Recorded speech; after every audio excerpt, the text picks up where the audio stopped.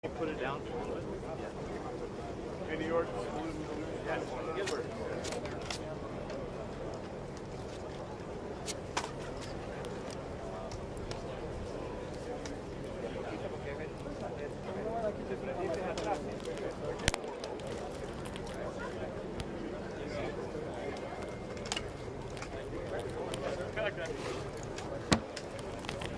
No pudiste bajar.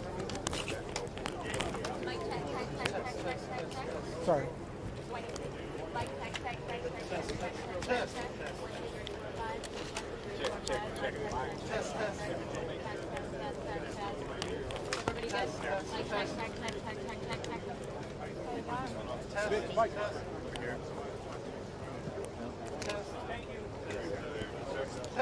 Put this one off to the side here so it's not covering the side.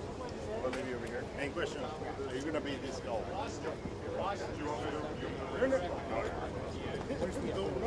No, man. Oscar, it's good. It's okay. Please, you can move again, manage.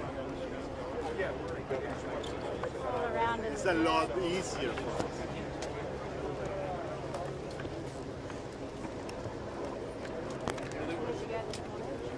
We were with Governor.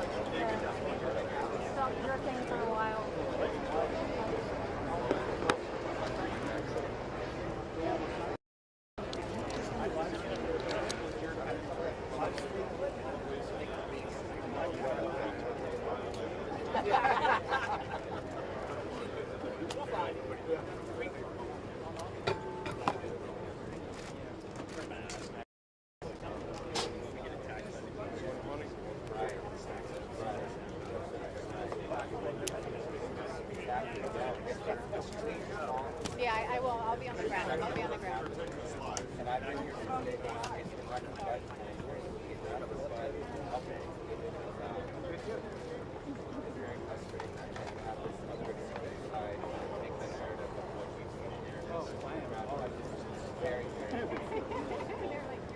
They're saying that they use the horses to jump into the showers.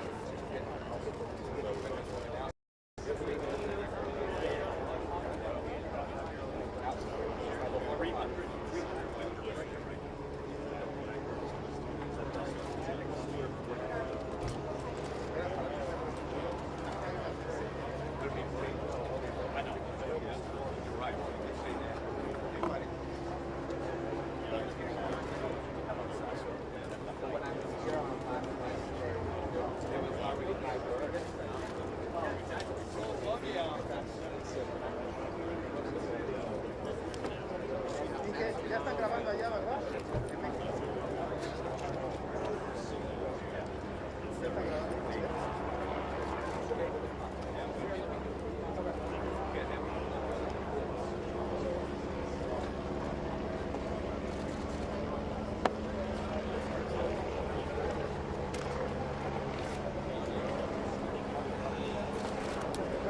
Check testing 1 2. Check testing 1 2. Mark, can you hear me? Check testing 1 2. Check testing 1 2. Good.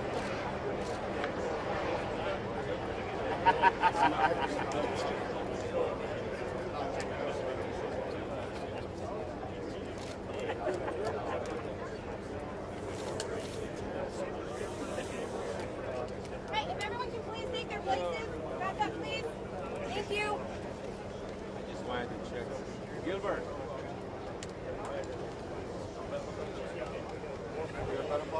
Yeah. Perfect. Thank you. Yeah, you are.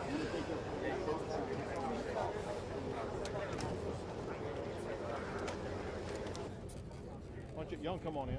Okay. This is your county. In place of the county judge. Based on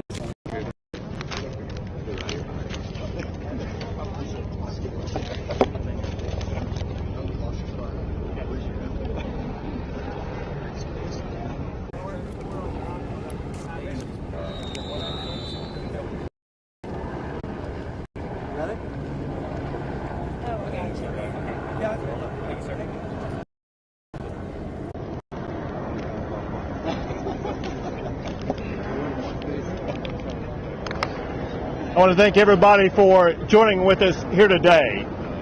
First, let me say that we're joined by a lot of very important people who have been working relentlessly to try to address the challenges that we're facing on the border.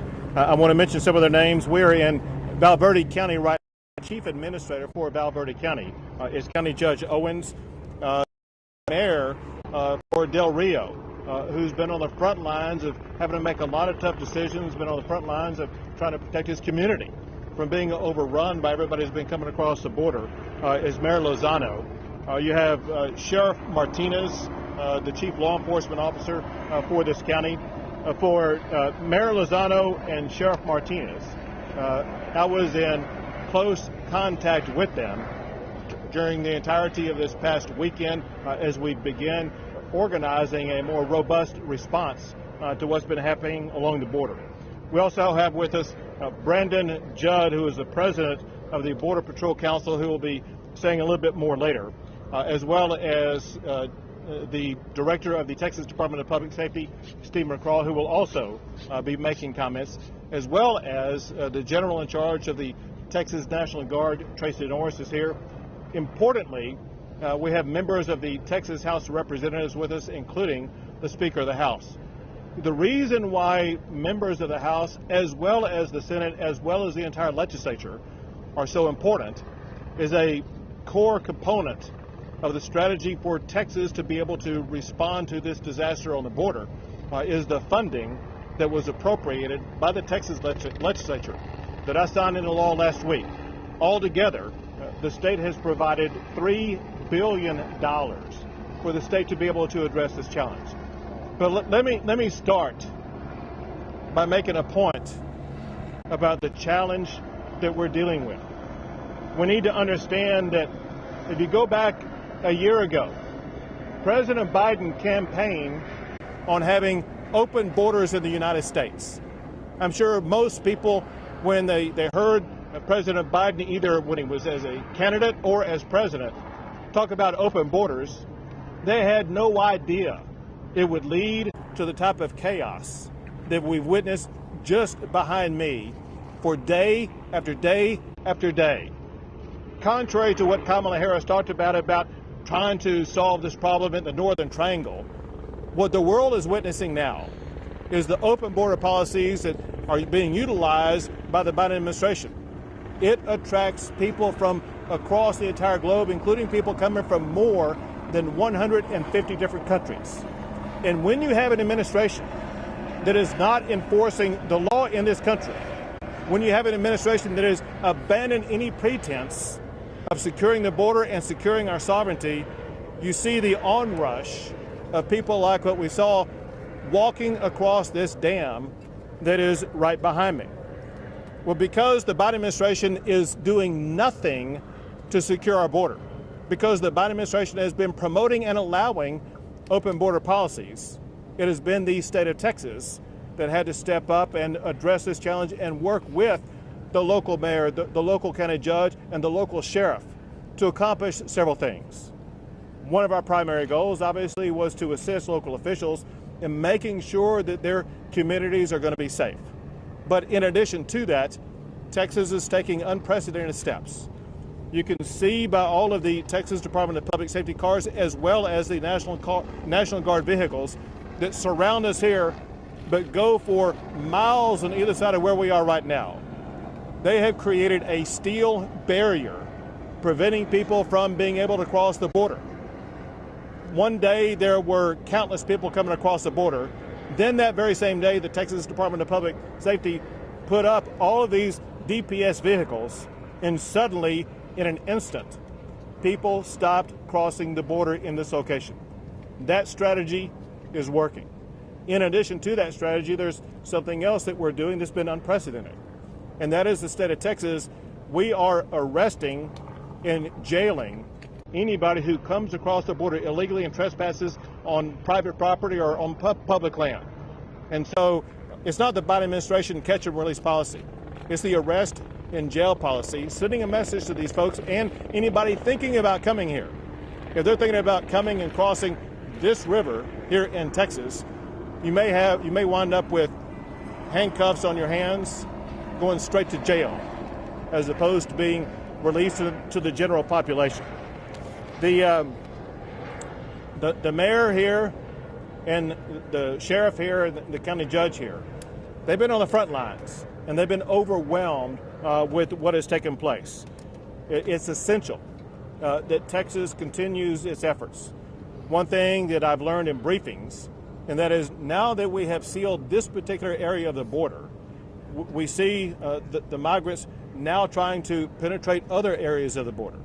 As a result, our strategies are shifting also, because we will continue moving law enforcement and National Guard officials to whatever location people may be crossing the border and use the same strategy to try to reduce the influx that's unprecedented of the number of people coming across the border.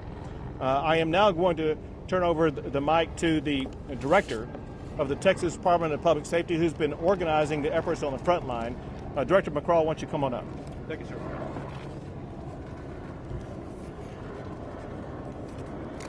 First, Governor, thank you and members of the state legislature for your leadership. You made it very clear to us in the Department of Public Safety and to the Adjutant General, the National Guard, that Texas doesn't need anybody's permission to protect Texas.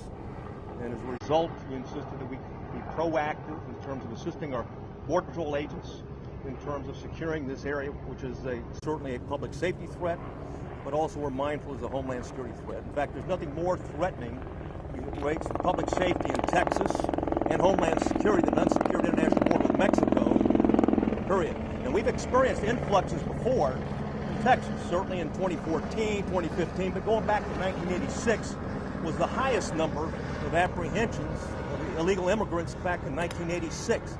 Now it was at 726,000. But today, we reached the all-time high in Texas, and that's 1.1 million apprehensions, not including what you see over here. These numbers haven't been counted yet. And certainly that's in federal fiscal year, which we count in terms of the Border Patrol aspect of it. So keep in mind that every time this happens, Border Patrol is overwhelmed. And I'm certainly their union representative can talk about that, and certainly their chief can talk about it. And when that happens, Texas becomes less secure because the cartels exploit those gaps. And that's cocaine, methamphetamine, fentanyl, human trafficking, all the above. And if you've got a drug problem in the United States, you've got a cartel problem, you've got a Mexican-Texas international border problem as well. And as the governor made clear, we'll continue as long as needed. All our partners, I've got to thank the sheriff, all the elected officials, because they care deeply and are passionate about protecting Texas. So, Governor, thank you. Thank you very much.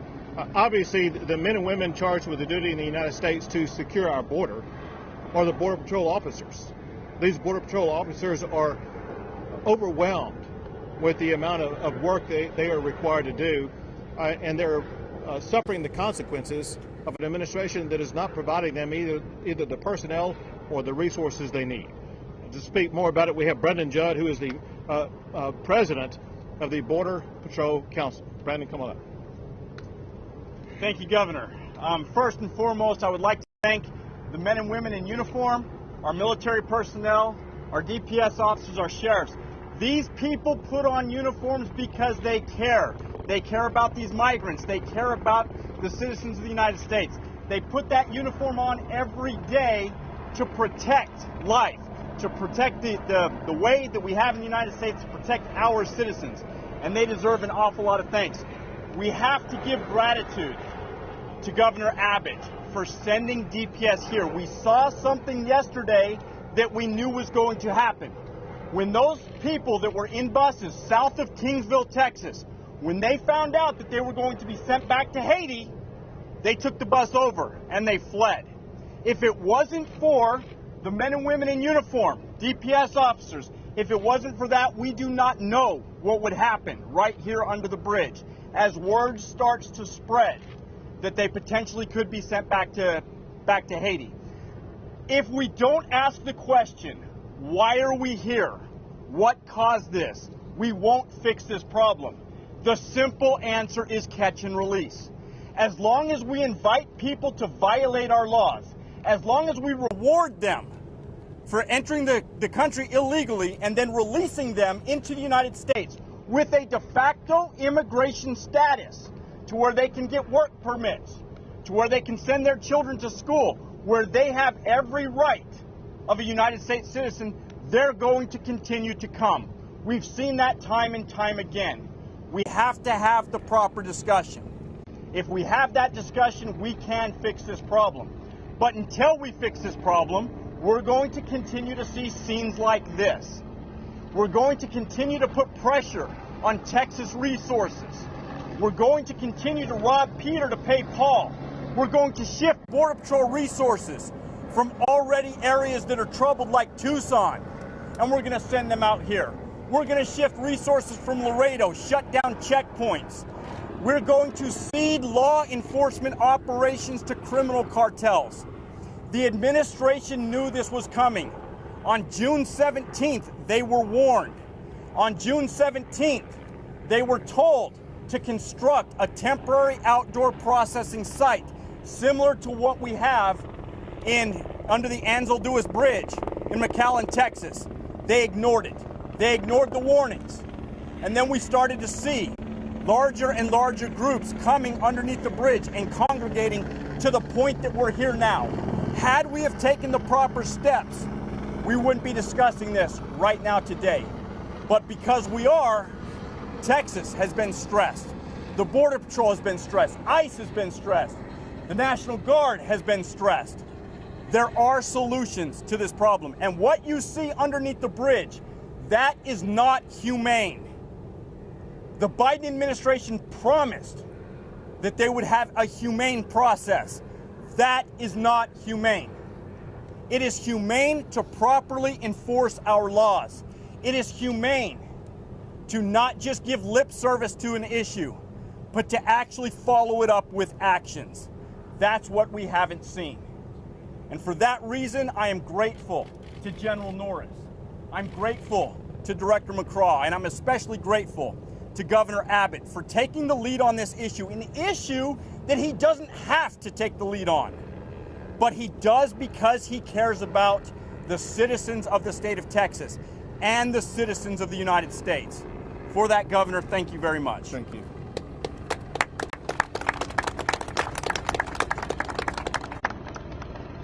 Brendan Judd made a very important point, and that is failure to enforce laws that exist in the United States. Chaos, and chaos leads to inhumanity. The Biden administration is a man-made disaster of inhumanity, of epic proportions. It must end immediately, and the way to end it is by the Biden administration stepping up and finally enforcing the immigration laws of the United States of America. I'll take a few questions. Governor, CNN is reporting that there are at least 30,000 Haitian migrants in Colombia right now that may be seeking to come north. Can you address your concern and conversations that your administration is having with the Mexican government about possibly interdicting migrants from Haiti? Sure. Would you? I missed the first part of your question. Who is saying that? Got it. Yeah, the Colombian officials are saying that there are about 30,000 migrants that may be seeking. Right. So there have been reports for a while now about other groups like this that could be coming from other countries. And that's exactly why we are here, because we want anybody who's thinking about coming to Texas, whether it be from Colombia or any other country, that Texas is going to be responding. We have the law enforcement, we have the funding, we have the strategies, whether it be here in Del Rio or any other location on the Texas border. If you are targeting Texas to come to, we're going to show up in force and shut down the border. We're not going to allow the disaster that we saw here in Del Rio to be replicated by additional caravans coming from wherever they may come from. Governor, first up, two-part question. We have heard that some hundreds of miles along this region are being uncontrolled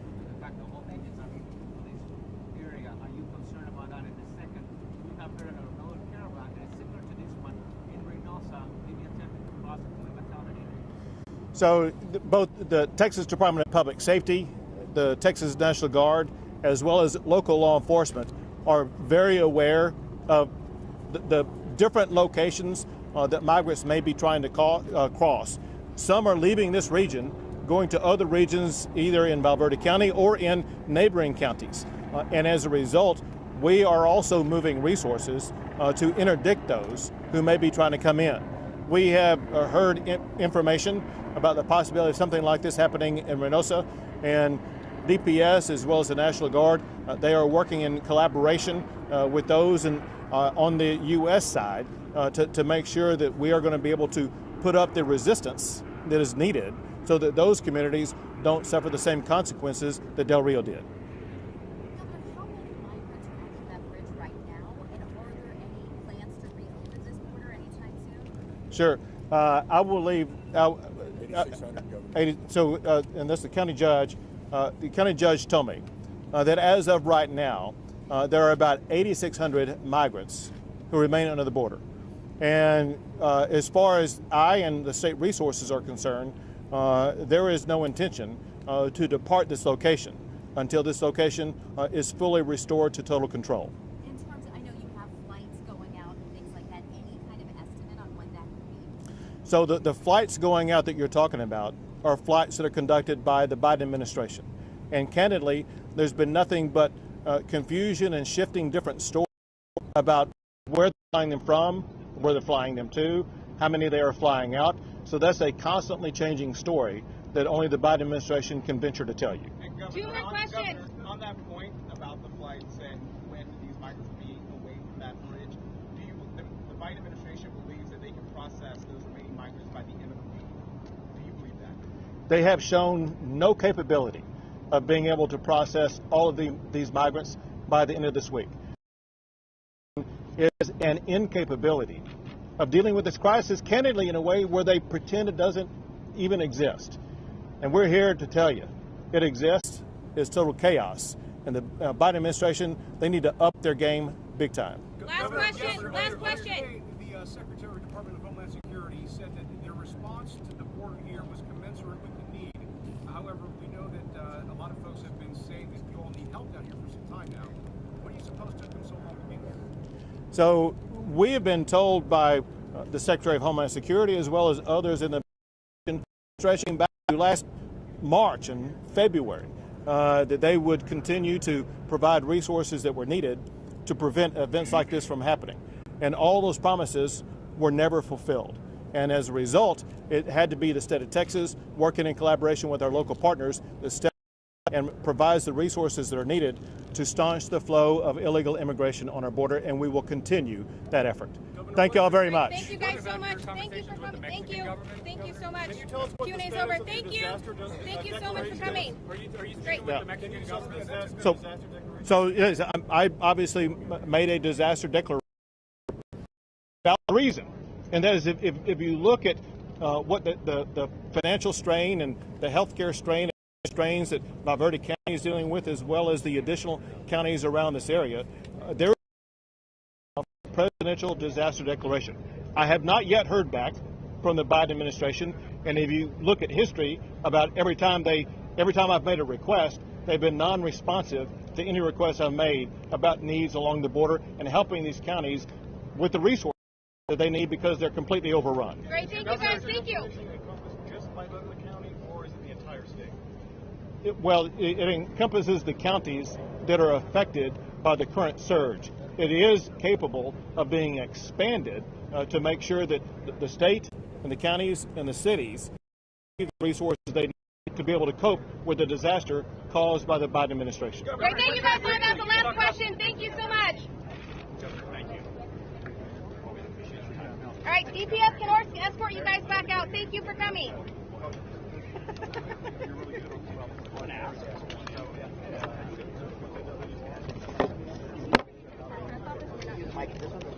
If anybody wants to take questions for myself, I can answer some. We're not taking any more questions right now. Thank you. Just let me know. Mr. Mayor. Mayor, do you know when the bridge might be reopening? I'm being told that they're trying to get the bridge open between 48 and 96 hours, depending on what the security will be under the bridge. I don't know the magic number for securing the border is, though. Like a minimum number of migrants? It could be, right. Mike, we asked that question yesterday during Secretary Marco's visit. The magic number, we don't know. It could be maybe 6,600. We just don't know. Very good. What's the current number again? One more time here. 8,600 is the estimate. As of this morning. As of maybe an hour ago. This morning was 9,000. So they're making. The governor didn't quite address the collaboration with the Mexican government. Do you have any insight on that? I can tell you that the governor Favela has stepped up his efforts. I can tell you that the local municipality of Acuña was really wishy-washy in the beginning, and that's one of the consequences of ensuring that we do have the top-down pressure as well.